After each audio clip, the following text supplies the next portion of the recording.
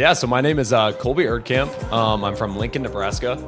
I'm currently a senior at the University of Nebraska, kind of working towards a finance degree while streaming and obviously making some content creation at the same time. So, and as far as social media, you can find me on TikTok, Twitch, and YouTube. Fringsy is the handle on all three, so you can find me there pretty easily that way. Dope. All right, thanks.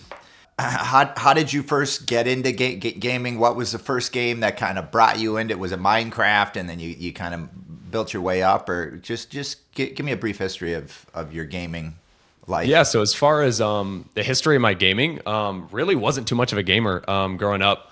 And the first kind of game that my parents essentially allowed me and my little brothers to play was Fortnite. So that was kind of the first ever real game I kind of really played a lot. Like obviously growing up, played on Wii and all that good stuff. But Fortnite was the first real game I spent quite some time at. So I have a 14-year-old son, and is there a coming of age where it's just like when you play Grand Theft Auto, or is there a game where like now I'm a man because I'm allowed to play? You know, those sort of rock star games. Was that a big thing when you kind of had that door open up for you? Yeah, for sure. So like when I want to say maybe like 6th or 7th grade, kind of like when all of my friends started to play these games, and I would go and ask my parents like, hey mom, can I go play GTA or whatever? And she would look it up and be like, oh, I don't know. But the day she let me was when I first started doing it and playing it with some friends. But yeah, it was definitely the curiosity of that point in time in my life when everybody kind of started to do that, and it's like, hey, you should come play this with us. And so that's kind of when it started, probably around 14. Sweet. I've had the joy of telling my son, yeah, when GTA 6 comes out, you can play it. And it's been like 2 years of him waiting, just being teased the whole time. My wife is like, what is this? You can't play that. I'm like, don't worry, mom. It's going to be 2 years before it comes out. We'll be all right. Exactly. He'll have his driver's license so he can actually steal a real car. Yep. For sure. So what have you been playing? I assume you're a full-time Fortnite player? Yep. Completely full-time Fortnite. Haven't really done anything else. I've thought about branching out here and there. Eventually at some point, maybe if I end up doing this thing full-time sometime, obviously kind of mixing it up, changing content, doing IRL stuff, kind of things like that. But yeah, for the most part, almost 100% Fortnite. Yep. Tell me about the evolution of the brand Fortnite, and it seems like every month, right, they roll out some new characters, some new features. What were some of your favorite rollouts that kind of were game changers for you that you really enjoyed and maybe helped you take your gameplay to the next level?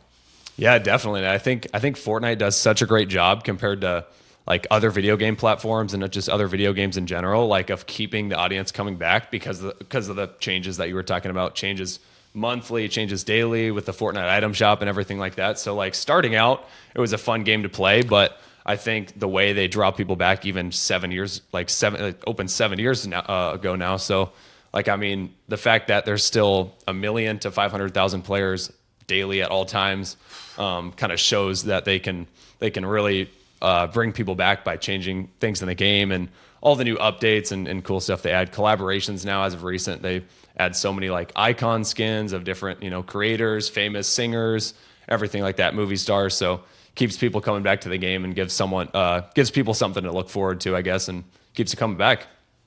Is it frustrating as a gamer? You're just like, you kind of master a new weapon or a new strategy, and then it changes, and you're just like, I got to learn this all over again? Or is that inspiring to like, oh, cool, this is a change, let's do this? Right. I think there's definitely a little like short-term frustration, but again, like the thing that it allows me to be able to stream Fortnite every day is like it's not a game that you can just beat and then you're done. So like it's so nice to be able to come in every day and there's a new gun or there's a new something that I have to learn and I can teach my viewers about it, which helps me out with content a ton and makes it a lot of fun to keep doing it every day and essentially kind of hides the fact that burnout's a possibility. I think there's so much new things all the time that it just makes it not only fun for me, but viewers to be able to follow along and kind of learn as content creators do it. Did you start off on a console and work your way to a PC? Yeah, so I think it was my freshman year, towards the end of my freshman year of college. I was still on PS4, and hadn't played Fortnite for probably a year or so. And it was the OG season that came out, and I was like, you know what, I'm gonna buy a face cam and just kind of see how it goes on the. So I ended up upgrading to a PS5, and then shortly after that, I think it was like a couple months after I made a TikTok account, YouTube account, and etc.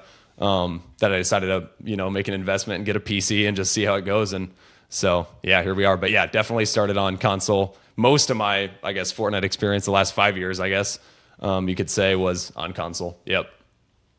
What was your experience learning how to stream and getting into that? Like, why did you choose to jump from being a player to more of a streamer, interactive community builder, that sort of thing?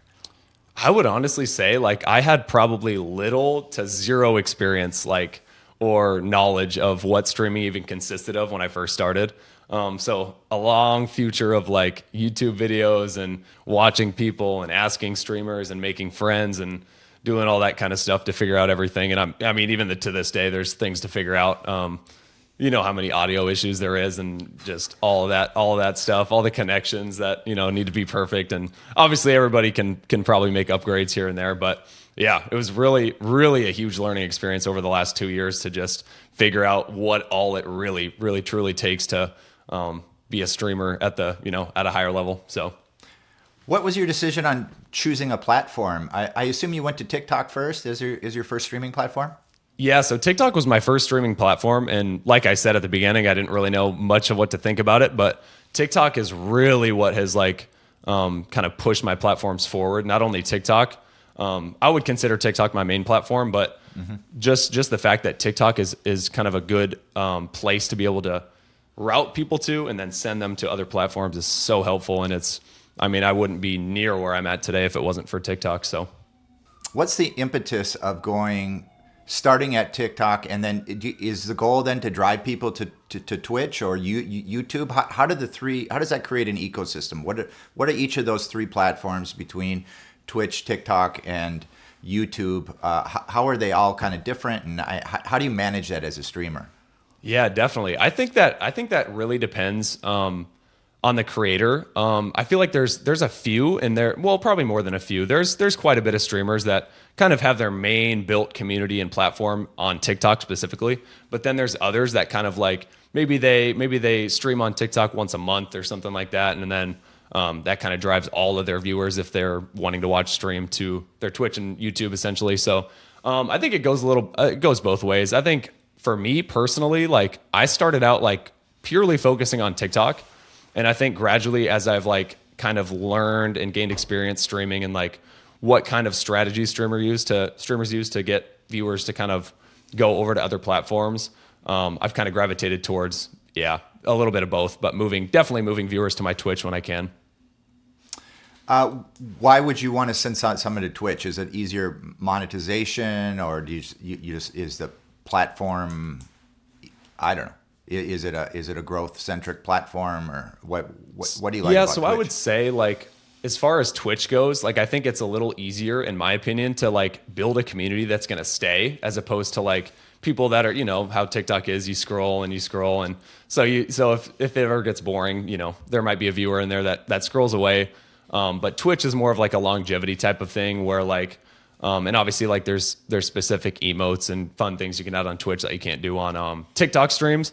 So as far as that goes, I think the community building and just like having a strong community is really, really beneficial on the Twitch side of things. So that's honestly one of the key reasons why I kind of try to shout out my Twitch as much as possible on streams and whatnot. So are you able to stream on multiple platforms simultaneously? Yeah, so I actually stream on all three at the same time. There's some times when, like specifically tonight, I'm playing in a Happy Gal tournament. She's kind of hosting this Valentine's Day Fortnite tournament, just a bunch of streamers. So that'll be on Twitch only. So those I kind of promote to hang out over on Twitch if you want to watch that. So dope. Yeah, I'm sure my wife will be happy to sit on the couch and watch you play Fortnite instead of going out. Oh yeah. I'll try though. I'll try my best. Talk about your community. How would you just briefly describe your community? and how it's impacted your life.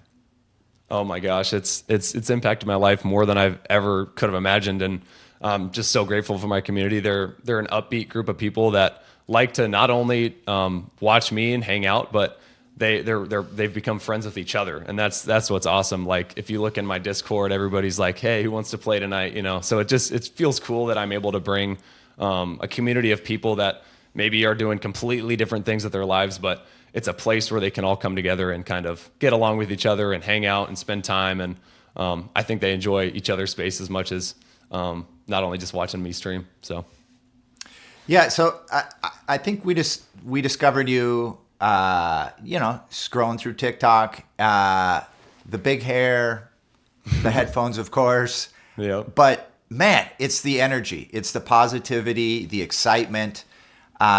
Do you work hard? Like, is this the personality behind the computer? Do you bring that same personality to economics 101 in college? Are you just like this really upbeat, positive guy, or did you struggle to maybe try and find a persona behind the camera?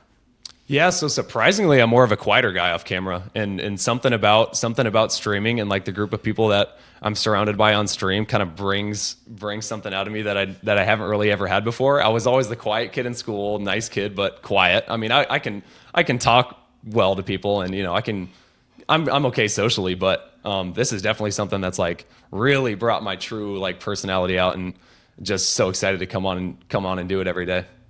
Right on. So that's a salmon behind you, right? I can't quite see the mouth. It's a largemouth bass. Yeah. Oh, it's a large bass. Okay, right, Yeah. right. So you're obviously you've got this outdoorsy thing. Talk to me about that. Were you like an outdoors guy before you got into streaming? And it seems like it's two polar opposites. Like Right. shut all the technology off and go to the cabin, enjoy outdoors, and then maybe in college, maybe you switched over. What was that transition like? Right. So yeah, I mean, so I've always been an outdoorsy guy, and actually, my family has a lake cabin out in Minnesota. So go out there every summer.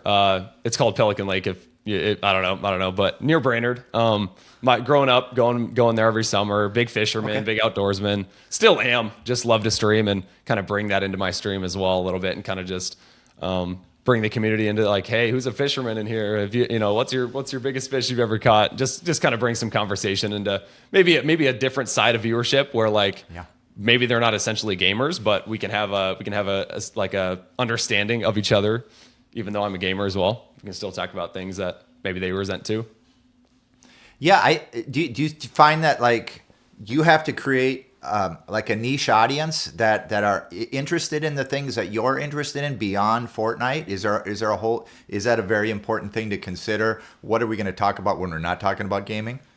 Oh, definitely. I think, and for me personally, I know it varies between streamers. Like there's some streamers that are just kind of dead set on the game, and like that's their platform, and their viewership is all people that are, just they really care about the game. They like the game. I think for me personally, I think probably arguably 80% of my viewers like are just relationship based, and it's not even just like the game. Like it doesn't matter how good I play. I think like my viewers are there to, hang out with each other and be in the community and have good conversations, funny conversations, listen to good music, and all that fun stuff. So yeah, so that's a great point. Do you have to be like a world-class gamer to start streaming? Is that a threshold for being successful on the platform?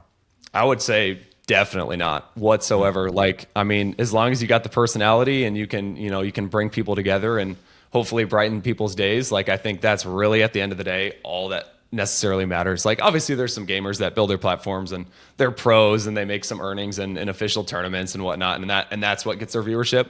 But I think for the most part, the streamers that do the very, very best, I think it's really just personality and community that they build behind them, so that if the game ever ends, like they're still going to have the community there.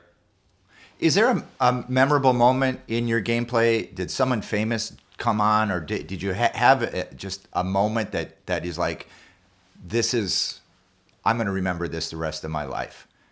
I would say the first time I got invited to my very first Happy Gal tournament, which was actually in October. I was like, okay, like like I can see this kind of like being a career here. Like, I mean, these people notice me. So like, I feel like I've done something right. And, it makes me want to come back even more and just makes me more excited about, the future that's ahead. Yeah, just what an honor! Just a little recognition from time to time, Right. Of what you're doing to help build the larger community. I think that's super important, and that's great to hear that community isn't all about like bad talking other players or like, oh, he sucks at playing. Why would you ever watch him? Or that sort of thing, or he's on a console, or whatever, those sort of things. So it's great to see that there's a community beyond your own community that all the players are supporting each other. How would you describe your gameplay as far as like, are you aggressive? Are you just what are some words that you would use to describe that on-screen gameplay? Yeah, I would definitely say it's more on the aggressive side. Not much of a competitive player. I've just kind of dabbled in it here and there. But gameplay is definitely, I would say maybe for the most part, known for like movement and making good plays, unique plays that maybe not everybody does all the time, with in-game movement kind of stuff. But yeah, I would say I'm definitely more of like a chaser, risk it type of guy on stream. Do you spend time practicing certain moves, or like getting really good at building something, or like do you imagine like if there's somebody at this location, here's an attack scenario that I'm gonna attempt? Is there a lot of strategy beforehand, like with practicing and forethought before you jump into the game? I think like when I first started streaming and like maybe the first year or so into it, I kind of like was stressing myself out over kind of that stuff and like being like, oh, am I even like, are people even going to watch me because like I haven't prepared for any of this or whatever. But I think now like I kind of just hop on, and like when I'm on, when I'm streaming is like, it's almost the only time I'm playing Fortnite. So like I don't really play it a whole bunch off stream anymore. I used to a little bit just to be like, oh, I need to keep up on the skills, and so I have viewers. But now it's kind of like I'm just out here having fun and learning with my community, and I think it's benefited me and the community for sure. That's such a healthy mindset. I think that you're not pushing it too hard. You're keeping it in balance, and I think we all can like be forced to think that we need to be better and better, and we end up overdoing it. Whether we're lifting weights at the gym or working a job or anything. So I think that's a healthy mindset. Tell me about your setup. You have one computer, you have 3 computers, you have 1 monitor, 20 monitors. What does your setup look like? Yeah, so my setup currently is I have a gaming computer which just runs Fortnite, and then also a streaming computer that runs all of my streams and stuff. Obviously, I didn't start with all this investments over time. Not everybody can just make a huge investment right away. But with that being said, yeah, I have 2 PCs. I have my gaming monitor in front of me, kind of like a separate chat monitor above, and then my main chat monitor to the side. So I have a 3-monitor setup, and then obviously kind of like my soundboards and things like that connects all the audio and all that good stuff. And then a couple Elgato key lights and some sound suppressing things behind my setup. So nothing too crazy, but definitely an investment kind of step by step over time to get where I'm at for sure. Dope. And don't forget what's on your ears right now too, right? For sure. Definitely. How did you discover? So let's briefly, without it being too much of a commercial here, I'm curious about headsets. So Beyerdynamic makes headsets with a microphone. They make, obviously, these are designed for studio work. How do they work? Like, how did you choose to not use a headset? Why do you use a microphone and headphones? And maybe what do you like best about those are the 990s? Is that right? Yep. Yep. Mm-hmm. Yeah, I would say so originally I had kind of the old headset with the actual microphone when I first started streaming. But honestly, I think I got some of the ideas from other streamers that I happened to come across, and specifically the headphones, seeing a few different streamers, professional, style streamers that are wearing these. So I did some research and found the headset that way. But also I think like on the mic standpoint, like as far as the headset microphone and honestly kind of watching streamers and figuring out like that a soundboard with like a Go XLR microphone is going to make balance audio and make it sound a little bit more professional. So kind of doing some research after, kind of seeing some streamers live, kind of what they were wearing, what they were using, to that standpoint. Yeah, it can be more versatile too. Like moments like this, you want to start a podcast, or you want to just stream, maybe not gaming stuff. You just get your community together and talk about, what are we doing this weekend, that sort of thing. It's always really versatile. That's a great setup. So you're streaming on multiple platforms. Are you monitoring then, like TikTok comments on one and I don't know, Twitch comments on another? Is that kind of how it works? Yeah. So essentially, like, it's called OBS Studio. So it kind of like routes all of my streaming platforms into one space where the cameras kind of split off to the different locations. But then as far as the chats go, I kind of like drag each of my chats separately. So I kind of have them like stacked back to back to back on my left-hand side monitor. It took a while to get used to reading 3 chats at the same time, but obviously experience helps out with that. But yeah, it's a little chaotic sometimes still to this day, but yeah, kind of got them stacked up just right off each other. So yeah, I'm always amazed that people can hold chat conversations and be so good at Fortnite. I'm just like, I'm dying in the game. It's got every ounce of me. And then they're just like, they're just talking away, talking to 3 different people and still just absolutely dominating the game. That is such a great skill set. You're in your senior year in college, is that right? Yep, correct.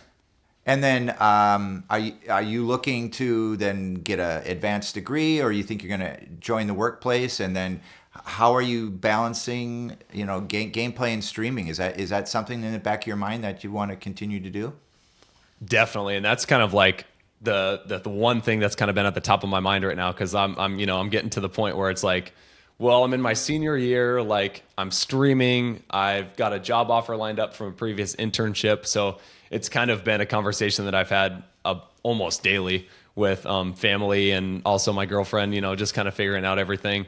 It's definitely a hard place to be in, but it's also, I'm lucky to be in a space that I'm at that, I do have an option to be able to pursue this full time if I happen to want to. But yeah, it is a tricky situation for sure. I would say, like, from my kind of like headspace right now, planning on probably trying both out and just kind of seeing how I can handle both at the same time.